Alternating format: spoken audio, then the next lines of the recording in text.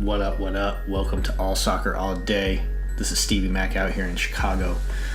With my boy, as always, from Los Angeles, Eric D. What's up, baby?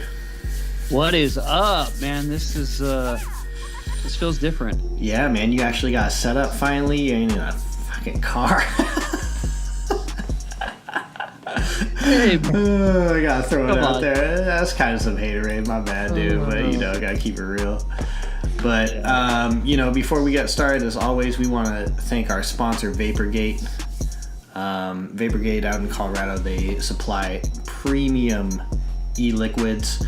So if you vape at all, please check them out. Vaporgate.com, VAPERGATE.com. Thank you guys very much for being our sponsors out here. And we also want to thank our Patreons, of course. You guys are a huge help to us, and we really appreciate it. Please hit us up for those of you that want to help us out.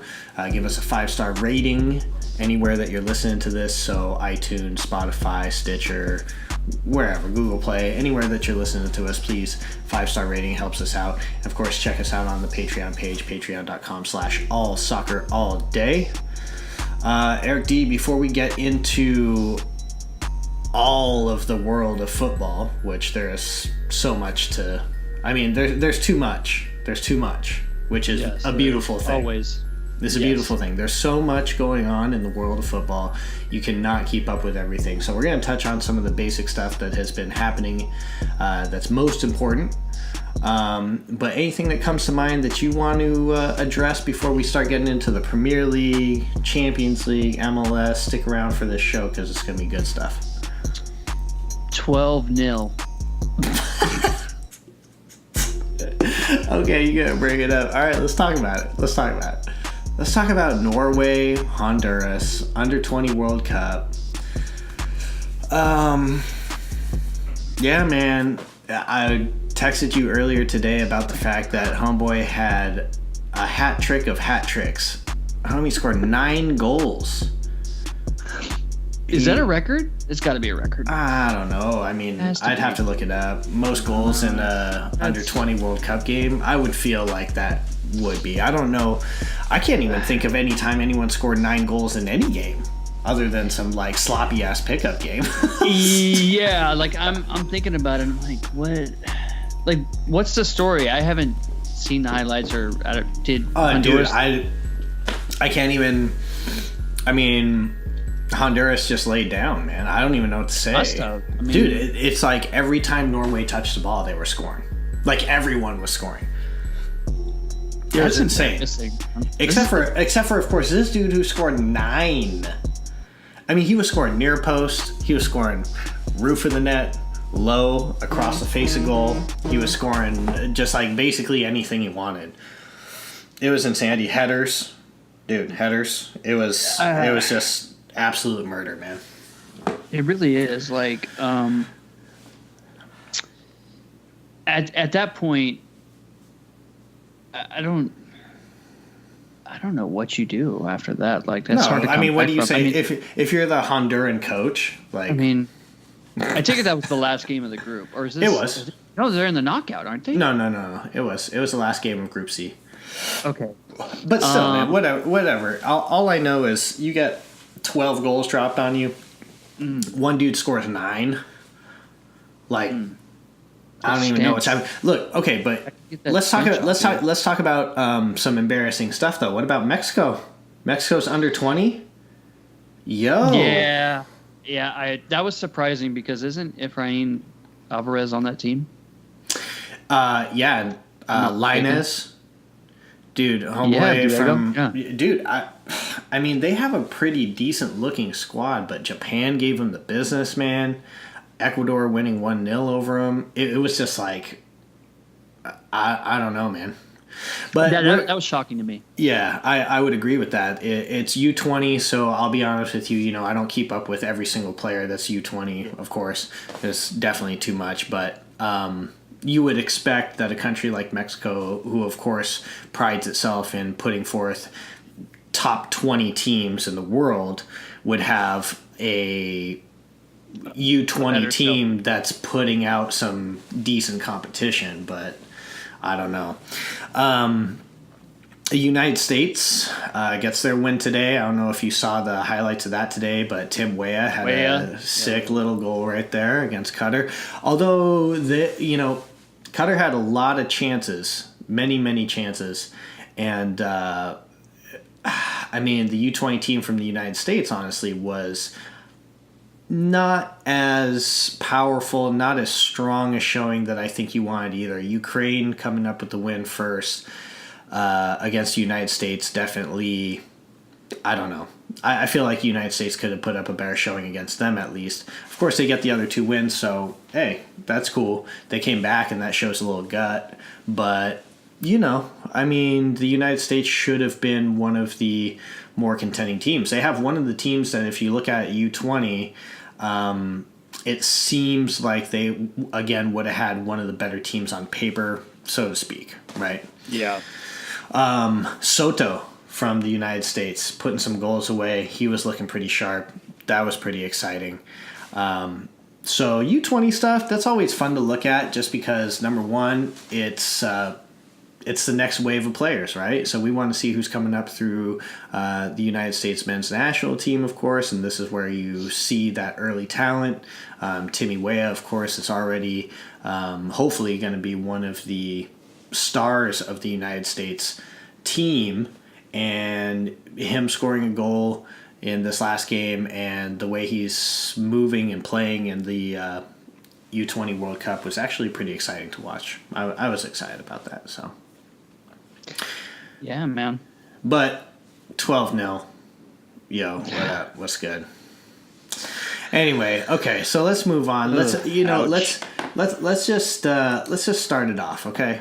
Let's talk about the Premier League. Let's talk about how this ended up. Manchester City, of course, coming away with the championship, 98 points, beating out Liverpool. Liverpool losing by 1 point, 97 points. Manchester City, 32 wins, 2 draws, and 4 losses throughout the entire season. Liverpool, 30 wins, 7 draws, and only 1 loss, and that loss, of course, was to Manchester City. There's a lot of things that you can say when it comes to Liverpool having one of the greatest seasons that they've ever had, Premier League-wise. Also, of course, we're going to touch on Champions League coming up on Saturday. Of course, they're in the final for the 2nd year in a row, which is pretty exciting if you're a Liverpool fan. So the chance of bringing home some hardware with this amazing season that they had. But heartbreak in the Premier League. Everyone that is a Liverpool fan, of course, was wanting the Premier League. I feel more than the Champions League. That being said, of course, everything's turning towards the Champions League where they're facing the, Hotspur right now, that's going to be an interesting matchup. We'll talk about it a little bit in the, but Manchester City again. If we're being unbiased, which we're supposed to be here, then what a season for Manchester City. It's really interesting because, I saw a lot of stuff on social media talking about how the media itself wanted Liverpool to win. They hype them so much. It also almost felt like undermining the Manchester City season that they were having. You want to speak on that for a minute? How do you feel? How do you feel about that? When it comes to as far as NBC, yeah, of course they wanted Liverpool to win because Liverpool's got a huge following here in the States, much more than Man City. Correct. No disrespect to Man City and their supporters, but they just don't have the following that Liverpool does. So yeah, from NBC's standpoint, and that's why they carried the game against Wolves on NBC on the last day of the season. It's because they knew they'd get the ratings, even though it wasn't, it was basically Man City's to lose. Liverpool had the best season, I believe, in their history, if I'm not mistaken. It's the first time that the second team runner-up to the title winner has had, what did they finish on, 97 points? 97 points, man. Yeah. It's the That's highest insanity. total not to win the title. But all we can do is point to the 2 matches that they played against each other, and Liverpool came away with only a point. That's the title right there. Yes. Okay. So here's the thing for me. Yes, you're correct. We can look at those two matches. We can look at the draw, and then also, of course, Manchester City coming away with the win. That is definitely a difference. But what about 7 draws? I mean, we're talking about one win against Fulham instead of that draw. And there it is. So, there's a lot to be said. We talked about this throughout the season about how if you're going to be the champion of this league, you need to put away the teams that are mid-table and lower every time. Like, you cannot take a break. You cannot slack. Not that they were slacking. And look, we talked about this too, that in the Premier League, the reason that we believe that this is the greatest league in the world is because every single team in the Premier League, even if they're in the lower third, they're dangerous. They can have a day. They can score. They have the talent to do so. You might be top of the tables, but there's teams out there that pride themselves on killing the top 6. And Fulham coming away with a draw, and these other 6 teams other than that drawing Liverpool also were a big part of the fact that Liverpool doesn't come away with their title. So, yeah, no, it definitely plays a factor into it. I just, at the end of the day, they're 1 point off of Man City, and they only got 1 point from their 2 games against Man City. So it's like you get some more points there, and it's a different story. Yeah, well, I mean, and that's the easiest way to have the head-to-head victory is you come away with the points, which Manchester City did, thus coming out with the victory. So, look, when it comes down to it, although, of course, you and I are Liverpool supporters forever, tip of the hat to Manchester City for the fact that they were the champions. They did come through. And what about that centimeter away of a goal? What about that centimeter away? Like, there's so many spots throughout the season that are just... Vincent Kompany? Are you kidding me? Yeah, the screamer. Yeah, exactly. I mean, that's the microcosm of the season right there is when Liverpool wasn't able to put that goal away, millimeter of it being a goal. But yeah, Vincent Kompany's screamer. Man City's deserved winners. I'm not taking anything away from them. I mean, they handled business. And correct. At the end of the day, that's why this is the proponent for having a balanced schedule, a winner take all after 1 home and 1 away. It's like at the end of the day, there's no disputing who the winner is. I mean, everybody got to play everybody home and away, and it is what it is. Dude, I'm actually, in a totally separate, random, weird thing. As an example of why the system that the Premier League has is probably the most pure system of determining a winner. In Fantasy Premier League this year that I'm playing, I smoked everyone. Like, destroyed everyone during the regular season by like 12 points. Got into the playoffs, lost in the semifinal round by 1.5 points, and ended up losing the title. Now, it's just like, come on, give me a break. Like, the whole season I wrecked everyone. And then, of course, that one game. Yeah. It's the parody of the playoffs, and I understand it. Being an American and having that through my entire life, I get the NFL and the NBA and the NHL and even the MLS, of course, since their inception. They've had the playoffs. But to define a true winner, when you look at the Premier League, 1 home, 1 away, balanced all the way down, there's no argument. You can't say anything about it, right? No, I agree. And the MLS, unbalanced schedule, you have the playoffs, and then they still give a supporter shield out, which is, to me, a little silly because it's not a balanced schedule. Yeah, I mean, you're not determining your winner anyways that way, but it's like when you have the supporter shield winner, their schedule is different than others that they're competing against. And, playoffs is what we do here in the States. I get it. So there's that. But, yeah, I mean, what the Premier League does and what obviously a lot of leagues around the world do, you have everybody in one table, everybody plays, everybody home and away, and then at the end of the season, whoever has the most points wins. Makes sense. Absolutely. So let's go ahead and let's talk about some of the other top teams in the Premier League and kind of how they ended up. They rounded up who's in the Champions League, who's not. And the first one that I want to speak on is going to be the downfall and craziness that is Manchester United. Okay, let me interrupt. Go ahead. So at this point, who had a worse season, Manchester United or Arsenal? I mean Manchester United. Manchester United had a worse season. And I say that because they have less points. They were sixth place. They had 66. Arsenal had 70. But hear me out. Also, they had Mourinho as a coach, so they lost him. They get the new, Solskjaer comes in. Like so much drama, right? So Solskjaer comes in. They go on this incredible run, and then after that, they go on another incredible run, but not the kind of one you want to really be talking about. And it was just, I mean, what a gutting experience for United, having that top of the world feeling, at least going on that big run. I think that most United fans out there that I've spoken with were always skeptical, though. I have plenty of guys that I know that were like, Solskjaer shouldn't have gotten that job in the first place still. Some of them were like hype on it at the time, but my buddy Nathaniel brought up that think about any other scenario.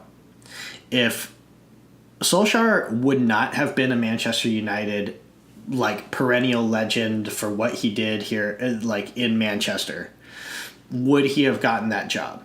And the answer is no. It doesn't, it doesn't matter what he would have done over that stretch of games where they're going on winning streaks and they're playing amazingly, they're newly inspired and all this stuff. It doesn't matter. I mean, no interim coach right there would have won that job. They would have had to done something different for sure. And so as soon as he gets the job, I mean, everything is gone. Okay, yeah, everyone's going to say, oh, but they're not his players. But, I mean, really? Like, come on. He wouldn't have gotten that job anyway if it was anywhere else. Anywhere else. Yeah, no, I totally agree with that. So I would say Manchester United had a worse season. But give me your argument as to why Arsenal could have had a worse season than Manchester United. Well, you make a compelling case for Manchester United for sure. I think for Arsenal, it's because of what they didn't have with Man U, in the sense of like they didn't have the drama, and I think there was a lot more optimism with them, I would say, and just the, I guess what it all culminating with them falling right on their face in the Europa League final. That's what it is, because I mean, no Champions League next season, and I mean, they don't look good enough. They're not. That's the thing. Man U, Arsenal, maybe to a certain degree Chelsea, even Tottenham to a certain degree as well. They're just not good enough. Like if Liverpool and Man City didn't exist, then yeah, there'd be a battle with those four teams for a title. But they're like, it's clearly Man City and Liverpool, and then Arsenal, Tottenham, Man U, and Chelsea, and then everybody else. Yeah, I mean, we're talking about a 25-point difference between Liverpool and Chelsea. The second and third place team, we're talking about 25 points, my dude.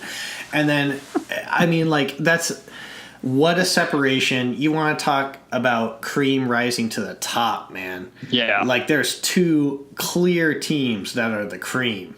The rest of them, hey, man, you got something okay, but you're working. You know what I mean? Like Chelsea, 72 points, they're third place. 72 points. 97 points, Liverpool. 72 points, Chelsea.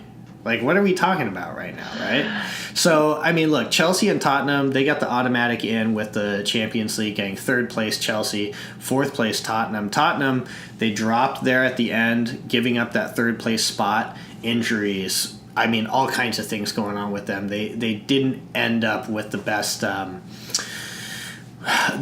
of the season. 2 losses and a draw to finish off the season, but, So, just to interrupt here, what are the scenarios? So, Manchester City's in Champions League for next year. Liverpool and Tottenham are going to play each other.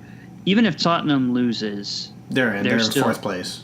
Yeah, so they're still in. So both those teams are still in Champions League for next year. Chelsea as well. And Chelsea's in. And who's in the is it the qualification spot? Is that Chelsea, number 4, or is it number 5? No, number 5 is Arsenal. But they're in Europa League. I don't remember exactly how that worked out. There's something. We'll have to go back into that and get a little bit more educated on exactly how that ended up. But go ahead and look that up if you will. But either way, just speaking on the Premier League itself, Chelsea finishing in 3rd place, they end up with the Europa League title, 4-1 over their rival Arsenal. We were okay. Just interrupt. So it's the first 4 spots go to Champions League. Yep. And then the 5th and 6th spot are in Europa League, and the 7th spot, Wolves, they're in Europa League qualification. Okay, yeah, that sounds right. So Manchester United and Arsenal both in Europa League. Yeah. Hey man, which is a mighty fall for clubs of that stature. A huge fall, yeah. Arsenal is the 2nd year in a row. Actually, maybe even is it this 3rd? I don't remember that far back for Arsenal, but Manchester United dropping down to the Europa League, and barely holding on. Really, I mean, they had a little bit of a lead over Wolves as far as points go, but man, it was just looking dim for Manchester United there at the end. So, talking about relegation, just real quick. Huddersfield, Fulham, Cardiff City. Did I get my prediction spot on? I believe you did. Cardiff, Fulham, Huddersfield. Yeah, you got it. Good call on that. Yeah, okay. Cottagers. I know, man. You're gonna be missing the cottage, but that's what it is. So moving into. Actually, before we move on, is there anything else that you want to kind of point out here as far as the Premier League goes? Again, Manchester City with the victory, Liverpool trailing closely, Chelsea, Tottenham, Arsenal, Manchester United far behind, but go ahead. I think the team to watch out for next season, and I could be totally off base here, hopefully they don't have some kind of sophomore jinx, is Wolves. Wolves are very exciting. They are. And I think they're good going forward. So, who knows? Man, you know what? Okay, look. They have some exciting players, too. Yeah. I mean, if you're talking about that... Okay. So, would you go as far to say as they're kind of sneaky like Leicester, but in the sense that... you just don't know. Like, could they go on a run like that? Do you think there could be some sort of miracle in the future for them? Is it like that, or? Oh, I don't know. That's tough, man. I mean, what Leicester did was like. Wow, that was insane. An anomaly. It was an anomaly. Yeah, it really was. I mean, do you remember the odds? Was it 5,000 to 1? I don't remember exactly, but I remember the odds being ridiculous to the point that the people that ended up betting on it, they made obviously a small fortune, and never again were the odd bettors ever going to make the odds that long because of how much money they lost. No doubt. I mean, Wolves, great players. I think that some of the players from that team are going to go on to bigger clubs and end up being, much. Diogo Jota is one of the guys that comes to mind. That he's just an exciting player, man. He's an exciting player. Yep, absolutely. Yeah. Rui Patricio, keeper for Portugal as well. He had a great season also. There's definitely some exciting football coming out of Wolves and Wolverhampton. So, rounding out the Premier League, let's just say this. Heartbreak for Liverpool. There's so many... I mean, basically everybody in the Premier League didn't want Liverpool to win because everyone's haters. Yeah. And they got what they wanted, man. Manchester City had the win. As you had said before, deservedly so. There's no arguing it. And so on to next year. And I'm excited to see the battle between Manchester City and Liverpool next year as well. I think it's going to be just as fierce. I think it's going to be... how can it be more insane than this year? I believe it may be. I mean, but I believe it may be though. There's no indication that it's going to change. I mean, both squads are, there's always players going in and out, but you feel like the core is there for both to keep going.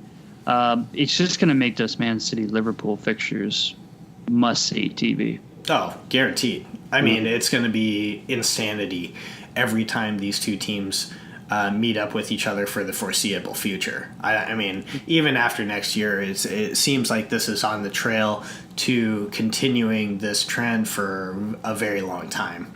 Jurgen Klopp and Pep Guardiola, two of the best coaches clearly in the Premier League because of what they have, not only talent-wise, in the world. In the world, yeah, absolutely. In the world, for sure.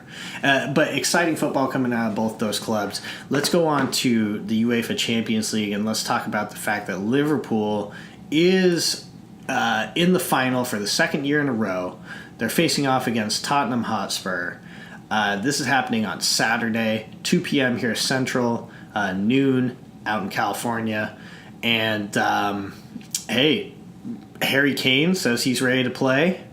Bobby Firmino, he said, Let's stop right there before we go any further. Yeah. So I guess I'll speak on it first. So, yeah, they're talking about Harry Kane playing. Yeah. It's interesting because he's been out for 2 months now. Mm-hmm. How long is it? Am I off base there? No. So he's been out. He has not. He hasn't played since the 9th of April. So there's no way he's match fit to play in this game. I mean, you wouldn't think so. But, I mean, it's Harry Kane. I mean, granted, he's a striker, so he could definitely get in there. You can get in there and poach, for sure.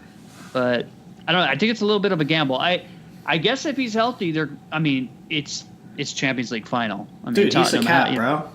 So he's going to be in there, but how dogged is he going to be? That's the question. Okay, here's the question. If you had a choice, if you had 80% Harry Kane versus 100% Llorente, who are you putting in? I'm putting in Harry Kane, bro. Yeah. You know what I'm saying? Harry Kane is definitely going to be starting this game. Will he make the impact that they want? Obviously, that's the yet to be seen.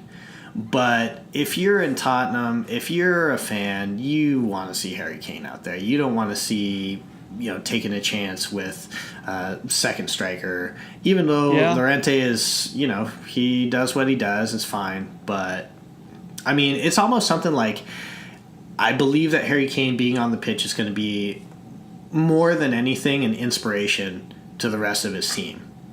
I mean, Dele Alli, Son, Lucas Moura, these guys who have been carrying this team all the way to the final, their captain is here now. And how much more do you want to play because your captain's on the pitch? He needs your help. You know what I mean? That's a good point. There's some definite build-up for them that is going to lead to this being an incredible game. I think it's going to be a great game. I think it's going to be far better than last year. Real Madrid, Liverpool. Of course, because of so many terrible mistakes by, Hugo Lloris and I'm sorry, not Hugo Lloris. Karius. Yeah, sorry. Two absolute just poor guy. Terrible. Still trying to get over it. I know, right, man? I can't even imagine, dude. It's absolutely terrible. Goalie's worst nightmare. Yeah, sure. I mean, on the biggest stage possible, other than the World Cup, I guess. But very, very exciting. How do you see this breaking down? It sounds like both squads are going to be as fit as possible. Firmino, again, coming off being out for a little while also. So both of the strikers up top coming back. Not sure whether or not 100% either one of them. How do you see this going down? Do you expect a goal fest? Do you expect this to be cagey? Do you expect this to be back and forth? Do you expect what do you think? How is this going to go down? I don't expect it to be cagey because Liverpool's style doesn't really allow for cagey affairs because their press and the way they attack and the way they do things, it's just like you try to muck it up like that. I mean, it's going to be a long day. Hopefully it's going to be a back and forth affair. Will it be a shootout? I don't know. I mean, Liverpool is clearly, in my mind, the favorite. And I think in most. I think I told you this before. I think they have to be careful being overconfident. They've already played Tottenham, obviously, twice this season. The interesting thing about these finals is that I think the last time either one of these teams kicked a ball in earnest was 2 weeks ago, correct? So it's like, I don't know if there's going to be a little bit of rust in the beginning, because they haven't played a match in 2 weeks. I don't know if that really matters for professionals, but when you're used to playing a match every week, sometimes twice a week, having 2 weeks of not playing an actual professional match might take a little bit while to get. There's going to be still some jitters, especially for Tottenham. I was going to say, I think that Tottenham definitely is on the short end of the stick when it comes to the jitters, right? Yeah. I mean, last year, Liverpool was already there. The squad is almost exactly the same. They have the players that have experienced these big games. Tottenham coming into this, no doubt they're professionals. I mean, they made it to the final, so it's not like they're going to roll over. But just like you're saying, I feel like the first 15, 20 minutes of this game may be a little bit shoddy at first. But I think it's going to open up. I think it's going to be crazy. Man, watch out for Heung-min Son. Watch out for Lucas Moura with that speed. But let's talk about speed. Let's talk about Mane. Let's talk about Salah. Bro, it's going to be high-intensity football, man. Yeah. I think it could very well be very exciting, and hopefully that's what we get. Because that's what everybody wants. As a neutral, you want a fast-paced, exciting, toe-to-toe, back-and-forth kind of match. Just that edge-of-your-seat kind of drama. And there's the potential for it because Tottenham's no slouch, No, of course.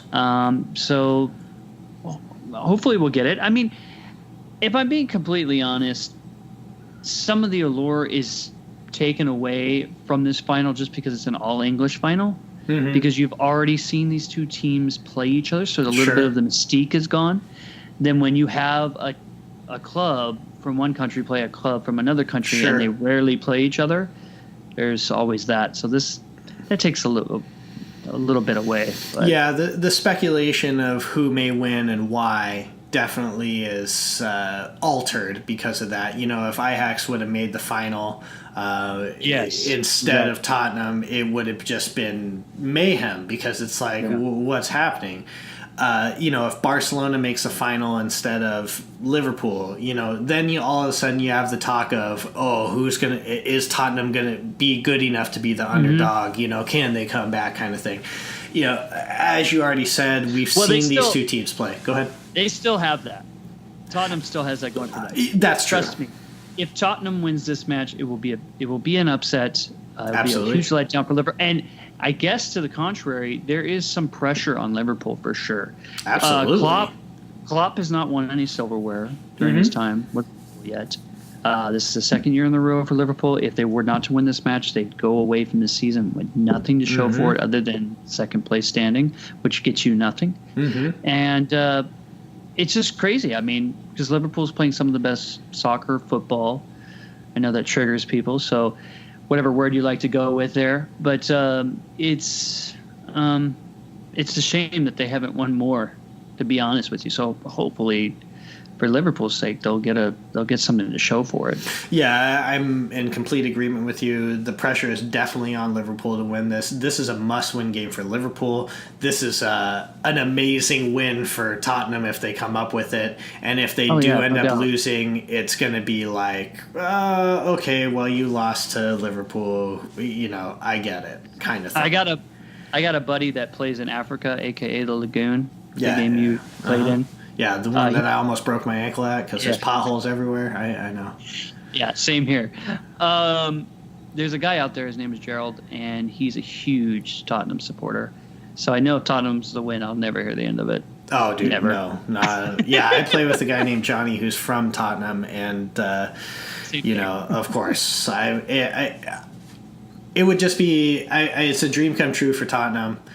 It's the must win for Liverpool. There's going to be a huge sigh of relief for any supporter of Liverpool if they do come away with the victory. If they don't, I don't even know what's going to happen. Like, it's just going to be I have no idea. Just terrible stuff for Liverpool. Terrible. Just terrible. Just terrible.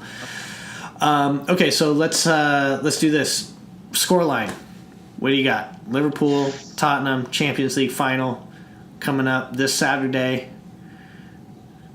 What happens? I think I know what scoreline you're going to go with, so I'm going to do something different. I'll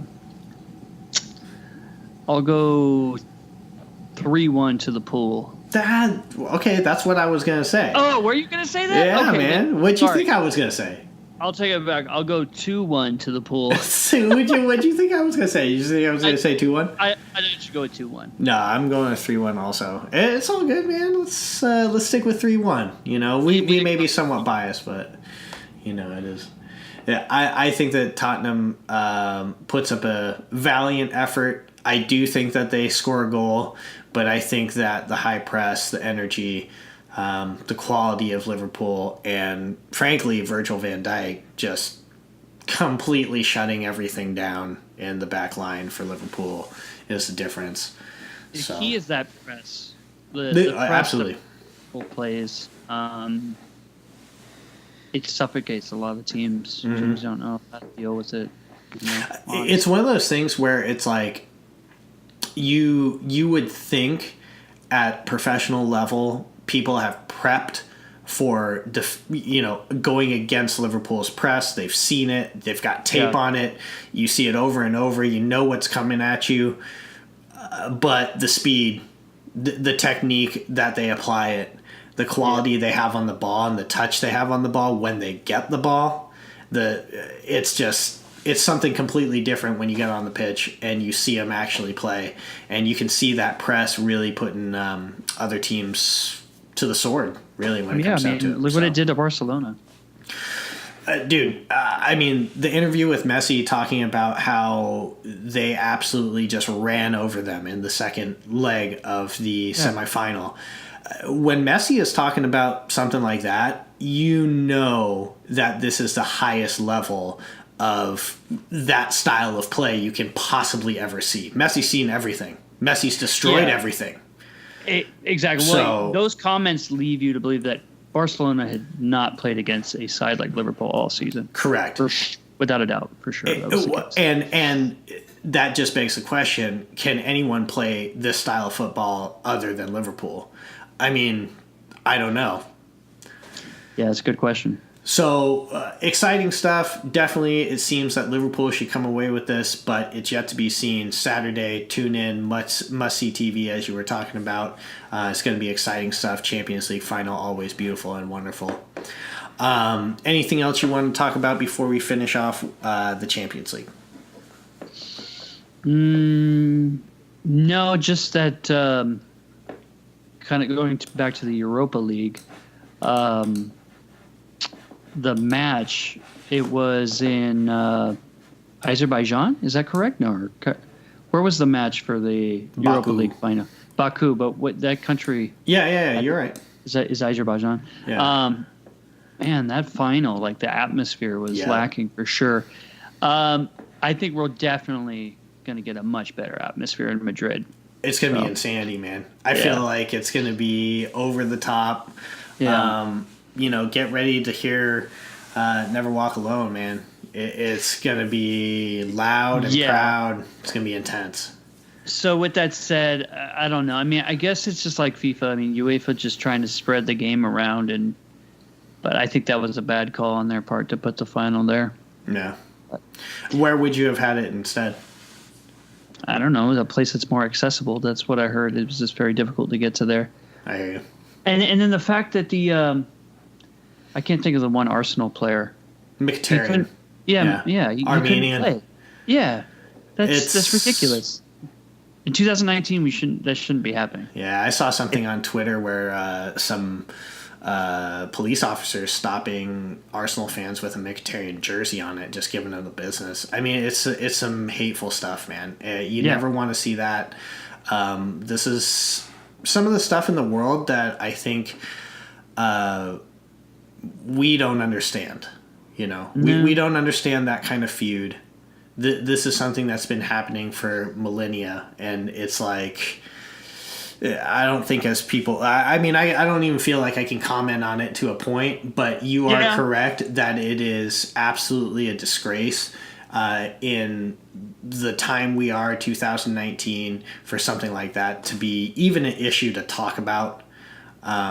You know, people wake up. Come on, man. Yeah, I mean, you gotta love, man. You gotta love. Should we be surprised? I mean, FIFA's going to host a World Cup in Qatar, and they have an atrocious human rights record. So I mean, what? Yeah. Hey, man, money talks. At the end of the day, that's why I tell everybody: damn morality, money writes all the check. The questionable human rights cup. Yeah, I mean, it's crazy, man. If people die to build the stadiums, so be it. Because it's like, hey, we're gonna have a lot of money. We'll be rich. So it's craziness. Anyway, man. Yeah, that's a topic for another day. We could have a whole episode series about that. Absolutely. So let's go ahead and let's move on. Let's talk briefly here about the MLS and we're 16 games into the season right now. The MLS is, as always, this anomaly where people are going up and down through the standings. Except LAFC. Yeah, we'll get to them in a minute, but let me point this out, okay? A few weeks ago, Atlanta United was at the bottom of the Eastern Conference. They're currently in 4th place. They're moving right up the standings in the Eastern Conference, and it seems like they're starting to click a little bit. DC United is at the top of the Eastern Conference right now with 26 points. Philadelphia Union behind them, Montreal Impact. It's so interesting because these teams that started high, Columbus Crew, I had talked about them at the beginning of the season being a team that I'm really curious and interested to watch because it seems like they have a squad that could be a little bit under the radar, coming up with some big victories. They're now in 9th place. I mean, it's just so up and down when it comes to this right now. I mean, what are your thoughts as far as any big highlights in the MLS? Any teams that are worth discussing right now other than LAFC? We're going to talk about them in a minute, and we're going to talk about the Western Conference. But let's look at the East. DC United, Philadelphia, Montreal, Atlanta, the Red Bulls, where are they at? Where's NYFC? The Fire trying to do something. Fire in 7th place. Oh, snap. So. Well, I guess before we continue, a few coaches were already relieved of their duties. I can't think of all their names right now, but Colorado obviously fired their coach, and so did Cincinnati. There was another one in there, I believe, too. I can't remember it at the moment. Brad Friedel. Brad Friedel was let go, and Bruce Arena is going to come in. Is going to take over New England, so that'll be interesting to see how that goes. FC Cincinnati struggling like an expansion team would. That's fine. I don't think that's a surprise there. Orlando City still can't get it together. I don't know. That fan base is still, I've yet to see that team in the playoffs. Yeah. I mean, to be honest with you, nobody in the East is really popping, right? Popping. Yeah. It's dog eat dog right now. I still Atlanta is not the Atlanta of the last 2 seasons. No, not even close. Something's not right there, and I don't know. I feel like the roller coaster is going to continue. Mm-hmm. I would agree.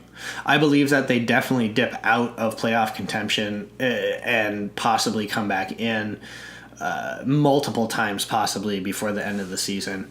As you were saying, it seems so up and down with them. it doesn't seem like everything's taken hold yet. Shouldn't Joseph Martinez have like 50 goals by now? Well, okay. To that note, shouldn't Zlatan have broken every record in the MLS so far? I mean, I don't know. Yeah. Speaking of records, I know we normally throw shade at San Jose, but we're gonna actually have. Oh yes. Go ahead.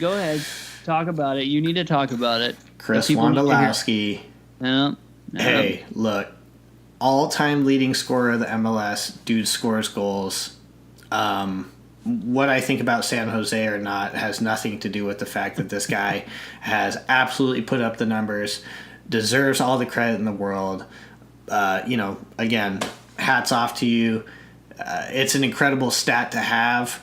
And the fact that he did it in San Jose, I mean, it's even more incredible.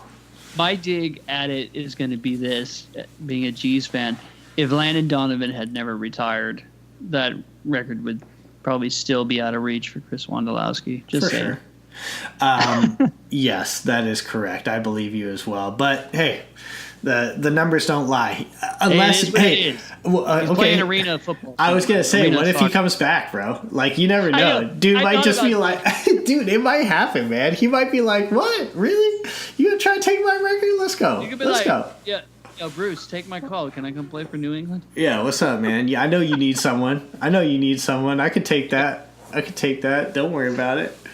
Just, if he's free kick specialist, maybe a couple penalties, just like get back in there a little bit. You never know. Can you imagine if they allowed substitutions like on the fly, like they do in futsal and stuff like that? Like a penalty came up or a free kick and Landon was just on the bench. Just throw him on it. In there real quick. Yo, what's up? Go. Does his thing and then he goes back to the bench. That'd be great. I'm talking about skewing some statistics, man. That would definitely change the playing field. Messi and Cristiano Ronaldo could play till they're like 60 or something. Yeah, exactly. Absolutely.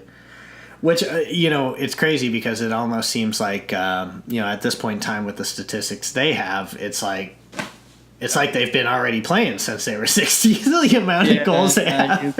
When it's all said and done, I don't. Yeah. Another 4 or 5 years of whatever the hell they're doing, dude. What's happening right now? Everybody's getting smoked is what is happening. Yeah, that's right. All right, so let's go over to the Western Conference, man. Let's talk about a couple teams here. Sporting kind of on the dive right now. Sporting Kansas City, definitely one of the teams that we were looking at earlier in the season being very strong. They have a couple injuries, but honestly, it's a little bit shocking for sure. Portland as well, pretty low on the tables. So Portland's about to open up Providence Park for the first time this season because they had that huge renovation. I saw some pics of that on Instagram. So they're going to open, and LAFC is coming to town. Good luck with that. That's going to be hype, man. It's going to be absolute hype. Because this is the first home game of the season for Portland, and the best team in the league is coming. The best team in the league by, I would say, a lot right now. So if we're looking at the Western Conference right now, a couple of teams making splashes. Basically, I mean, you really just have to talk about LAFC. You really have to talk about the quality of football they're playing. You have to talk about the fact that right now they only have one loss. Look at these numbers, man. Go ahead. I know you're talking about it right now. Yeah, I'm saying, man. They played 15 games. They've only lost one. And they have a plus 25 goal differential. What's the closest? The closest is plus 9. Plus 9. Yeah, there's the supporter shield. I'm looking at these numbers. It's plus silly. 9 is Philadelphia. Yep, it's silly. Yeah, I mean it's pretty ridiculous when you look at it. Like, if New England has a minus 17, wow, the swing is incredible. Yeah, LAFC is just dominating everything that they're doing right now. They're playing with swag, man. They're playing with skill. And it starts with Carlos Vela. Oh, dude, it starts and ends with him, man. He finishes, too. The thing about this is, like, when you see this, you're just like, what could have been for Carlos Vela. Dude. Like, if this dude had really dedicated himself to his craft, yeah, he should be in Europe, like at a top club still. Mm-hmm. You know? Well, do you think there's a second chance ever? I don't know, man. He doesn't have the drive. Like, I mean, you see how easy it is for him in MLS, and you're thinking like, man, this guy. But he has, like, he was at Arsenal, and it just flamed out. And you know, we're not here to really talk about the Mexican national team and El Tri and all that, but I mean, you could say the same thing about Giovanni Dos Santos and a lot of stars that just, you know, other things are more important than their job. And on one hand, I get it. Like, you know, Carlos Vela is not going to be in the Gold Cup this season. He said that he's out and he wants to spend more time with his family. It's hard to fault a guy for that. But as I heard a commentator say, it's like, you know, if my national team is calling me, I'm taking that call. You answer every time. Yeah. I mean, if you're a professional footballer, that is the height. How many people would give everything to have play that for their country? call? Oh, yeah. Right? I mean, millions of people would give everything. And so, in a way, yes, you're correct. It's a little bit of a slap in the face. And at the same time, as you said, can you ever fault a man for wanting to spend time with his family? I mean, kind of like no, you know? It's like, it's a little bit of a lose-lose if you're trying to pass judgment on that. But, you know, again, LAFC, right now they're rolling. It doesn't seem like they're slowing down. Right now, man, they have a 2.27 points per game. Like, that's insane.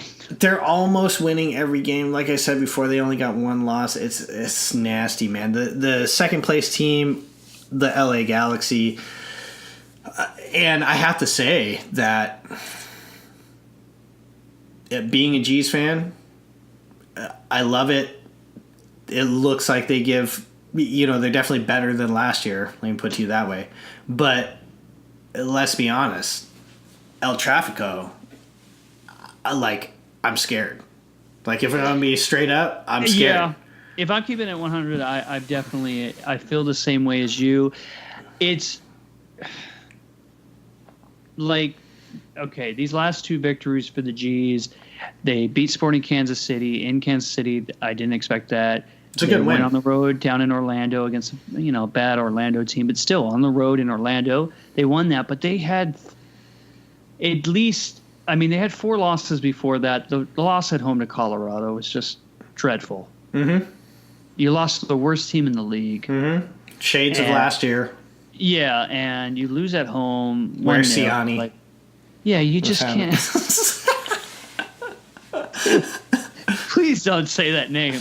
My bad. It's going to give me nightmares. I'm going to have shivers tonight. Yeah. But, you know, it's okay. The loss in New York, the loss in Columbus, you know, but I mean, where the G's could be right now if they had won some of those games. Mm-hmm. But yeah, you really feel like the G's are just, they're not at that level right now where LA is. It doesn't feel like anyone's at that level right now. The LA Galaxy, they're coming away with the victories. Zlatan is still scoring goals. He's doing his thing. As everyone's asking who else is going to score on the LA Galaxy, Jonathan Dos Santos comes up with a banger against Orlando. We have a couple like splashing goals here and there. Nothing spectacular. No one consistent other than Zlatan. And I mean, how much can you push through? And on those 37-year-old legs. That's what I'm talking about, man. I mean, the dude's a beast. I love him. It's so fun to watch the guy play. But like he had a play the other night against Sporting where he ran onto the ball and he tripped again. Yeah. Did you see it? Yeah. And he did that earlier this season. And every time he does that, I'm like, yeah, this dude's 37. Yeah. Guaranteed. Like that's me falling over for sure. Like I'm like, I got this step. Yeah. It can happen to anybody, but like he shows his age when that happens. Like totally. That's absolutely true. He doesn't have the same step. I believe, honestly, he knows that, and it's fine. And he's adjusting what he does. He's clearly scoring goals, so it is what it is. But yeah, I mean, the body fails you when you get older, whether or not you want it to or not, and what you think you can do does not equate. Right? So it's going to be interesting to see how he progresses through the rest of this season, much less looking into the future, right? I mean, we're talking about I don't know whether or not Zlatan's got another year or two in him. Who even knows, right? I mean, he's still scoring goals, though. It's crazy. I will say this. The guy is not short on confidence. Never has been, never will be. It's just really at this point, it's not mental for him. It's just his body. Correct. His body's just going to be like, F you, I'm not doing this anymore. Right. So, I mean, we're looking at the upcoming games here for the MLS. Let's just touch a little bit on what's going to be happening this weekend. On Friday, that would be today, since it's coming out today on Friday, Vancouver, Toronto. A little clash up in Canada. Vancouver's been playing okay. Oh, hey, man. Did you see Ali Adnan's ridiculous goal? He dribbles through, nutmegs a dude, curls that. Dude, it was like some FIFA shit, dude. You got to go back and look at that. I'll definitely send it over. It was send it to me. Disgusting. My mind's drawing a blank. When did this happen? This just happened their last game. So this happened. Let's see, this last Sunday. I want to say. Maybe this last Saturday. Last Saturday against FC Dallas, man. Yeah, I'll have to send it. I'll send. Just Google it right now. Look up Ali Adnan. Whatever. That'll be the first thing that comes up for sure. So looking on Saturday, you have Montreal, Orlando, Atlanta, and the Chicago Fire. Chicago Fire trying to make some moves, trying to come up a little bit. Out here in Chicago, I'm like secondhand rooting for them right now, but it's really sketchy trying to root for the Chicago Fire, not gonna lie. The Red Bulls taking on Real Salt Lake, Columbus Crew, NYCFC, DC United, San Jose, FC Dallas, Seattle, Houston Sporting, Colorado Rapids, FC Cincinnati. Woo! That's good. And of course, the headliner this weekend, Portland Timbers opening game back at Providence Park against LAFC. That's going to be pretty exciting. That's Saturday the 1st, 9:30 p.m. here Central. That'll put it at 7:30 Pacific.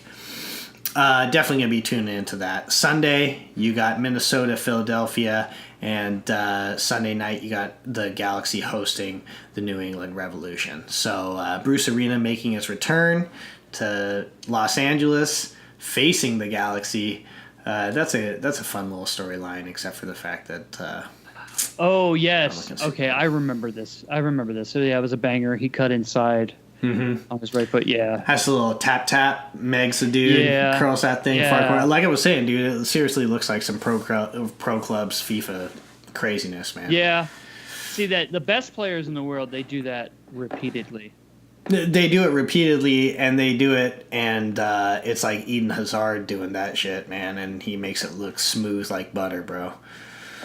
So, I mean, hey, what about that, man? The Eden Hazard, the rumors are swirling, man. Yeah, I mean, why not, right? I mean, I've told you this before. Course. Like, what are you doing at Chelsea? Like, Real Madrid is a bigger club than Chelsea. It just is fact. So if Zinedine Zidane is calling you to Real Madrid, you go. And I think it's going to happen. I can't see why it wouldn't happen. Real Madrid has all the money in the world. It's just going to be like, who else goes? Does Mbappe go? I've heard rumors that maybe he doesn't. I think he needs to leave PSG. I think so too. I believe so too. I think Neymar needs to leave PSG as well. But I also agree with that. But I mean, these are things that we're talking about as far as could you imagine Eden Hazard going to Madrid, which it seems like that's happening. And then it seems like there's this huge overhaul, obviously, going in Madrid. I saw reports of Sergio Ramos wanting to leave and wanting to go to a club in China. Real Madrid denying that based on, obviously, a transfer fee and the fact that Sergio Ramos, the captain of Madrid, obviously they're going to want to keep him. Yeah, but you know what? If I'm Sergio Ramos, I'm probably trying to push a move out of Real Madrid sooner than later because Real Madrid does not handle their legends well. No, they don't. They will show you the door swiftly and with no mercy. Galacticos, baby. Next crew is coming in, dude. Just next look at coming in. Casillas as example dude. A. Yeah. Dude. And speaking of Casillas. Oh, yeah. No kidding. I mean, it's unfortunate that he's going to have to end his career on such a, I mean, obviously life is more important. As long as he's alive, that's all that matters, and to be with his family and live his life. But to have to hang up your boots because of a medical condition, that's got to be rough. Absolutely. I mean, one of the greatest goalkeepers that's ever been, man. Oh, yeah. I would take that dude on my squad 100% of the time, bro. No doubt. So, speaking about all these rumors that are going to be going on, all the signings that are happening, it's pretty exciting over the summer transfer window. I feel like Real Madrid's face is going to completely change. I am actually highly interested to see what happens with all the superstars in Manchester United and what Solskjaer is going to be doing as far as changing that over. There are some big stars going on freeze this summer. Correct. Ribéry from Bayern Munich and also Robin are going to be looking for new clubs most likely. Who knows where they go? They're old. They're up there in age. People are talking about the MLS, obviously, because there's always that, 30-year-old superstars, former superstars, whatever you want to say, global names coming to the MLS. Antoine Griezmann. Where is he going to go? He's leaving Atleti. So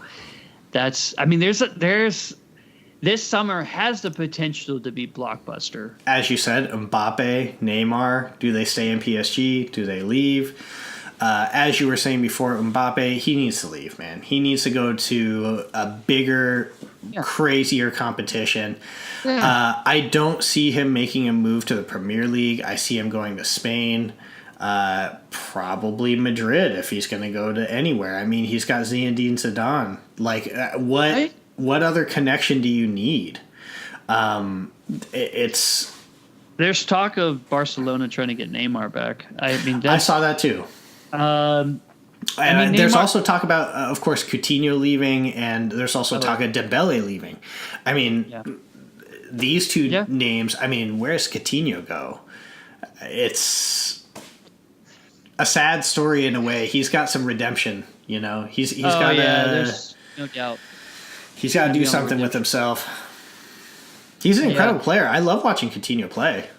Oh yeah, no, there's no doubt he's an incredible talent. It's just that I guess Barcelona, the star was too bright. He's got to go to another. I mean, I think about it. I'm like, if he's with Liverpool now. Oh, where does he play? Exactly. That's what I'm saying. Where is he in the side? But then you start you backtrack and you're like, well, if Coutinho's still on the side, this or this signing doesn't happen. Correct. So maybe that this or this guy's not playing. But yeah, I'm like, where's Coutinho playing with Liverpool? Like, that's the thing. It's got to be a little like, damn, for Coutinho seeing Liverpool be in the Champions League final 2 seasons in a row. It's not just a little damn. It's dude, it's a lot. I mean, I said this probably the last episode that Jurgen Klopp came up to Coutinho and said before he left, he said, if you stay here in Liverpool, they will build you a statue, and if you go to Barcelona, you will just be another player. And dude is an oracle because, bro, if he would have stayed in Liverpool, man, it's true. He would have had such a better arc, it would seem. And so he takes this huge step, unfortunately, backwards. You would think it's a huge step forward going to Barcelona, but it feels like a huge step backwards for him in his career. So now he's got to find a new path. I I mean, to be honest, I'm rooting for the guy. Yeah. I can't hate on him. He finished in Liverpool just fine. I mean, there was a little stink there, a little bitching. But then after that he played. He did whatever he could to help the club win. And he moved on. And now it's the next chapter of his career. I'm rooting for him. Woot woot, unless we play you. Then I hope we smash you like we did. Anyway. Okay, so... Hey, man, exciting stuff coming up. Champions League on Saturday. Premier League has wrapped up. Manchester City with the win. Again, tip the hat to them, no doubt. MLS is in full swing right now. We're going to continue following some of those more important headlines and some of those star players. But right now, folks, LAFC, just check them out if you want to see the highest quality that the MLS has to offer right now. So, Eric D., is there anything else that you want to spit before we go? Yeah, man. We got a lot coming up on deck, man. June yes, and July that's right. is about to get cray. I am so sorry. Let's go ahead and let's just talk about what's coming up. Go ahead. All right. So, as you guys obviously know, the U20 World Cup's already underway, going on right now. But we got the Women's World Cup coming up on deck. And I'm going to tell you, I'm going to be honest with you. This is the first Women's World Cup that I'm geeked. I'm sorry I'm late to the party, but the women's game is making incredible strides, guys. If you're not paying attention, you're losing out. Correct. Just peep this World Cup. I'm telling you, it's going to be good stuff. There's women out there that can ball, man. It's just straight up. They could run circles around some guys playing, no doubt. So check that out. And then we also got Copa America and the CONCACAF Gold Cup coming up. I mean, tournaments on tournaments on tournaments. And the interesting thing is, like I told you already, all three are going to have their final on the same day, July 7th. The year of our Lord 2019. There's going to be three finals. It's on the same day. Same day. It's going to be 8 a.m. here on the West Coast. Women's World Cup final. I think it's 1 o'clock in the afternoon on the West Coast. Copa America final, and then 6 o'clock in the evening on the West Coast. That's beautiful. It's all day. All day, baby. Yeah, so make sure you tell your wives or whoever you got to July 7th you're going to go into a cave and you're not going to come out. And probably the next day too. Like, you got to recover. Okay, just saying. hey, and let's mention one more thing, man. UEFA Nations League. That's still happening too. Oh, don't hate. Wait. Okay, so it's the semifinals, right? It's the last four, right? Correct. When does that start again? Let me look that up real quick. But I'm pretty sure it's this summer too. Is it really? Yeah. Hold on, bro. It's like I feel like sometimes I feel like I need a break, and there's no breaks. But you don't. The thing is, you don't. Yeah, dude. Hey. Okay, you're gonna love this, man. So the semifinal actually are June 5th and 6th. That's this summer. The final's this summer. Wait. June 5th and 6th. That's just next week. Yeah, man. Portugal, Switzerland, and you have Netherlands, England, and then it's next Wednesday and Thursday. Yeah, man. And the final is on the 9th, bro.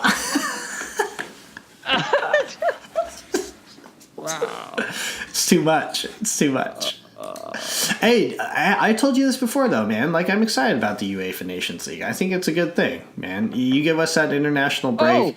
The summertime is going to be huge. No, wait. It doesn't stop. Do you know that MLS and Liga MX announced they're going to have the Leagues Cup. Leagues Cup, dude. Yeah, man. It just don't stop, man. Chicago and Cruz Azul. Yeah. It was LA Galaxy and Tijuana, yeah. Club America and Houston.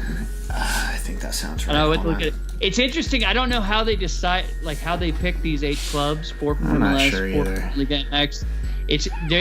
What another interesting fact is all the games are going to be here. Mm-hmm. All the MLS teams are hosting Liga MX clubs, which means most likely it's going to be MLS, all.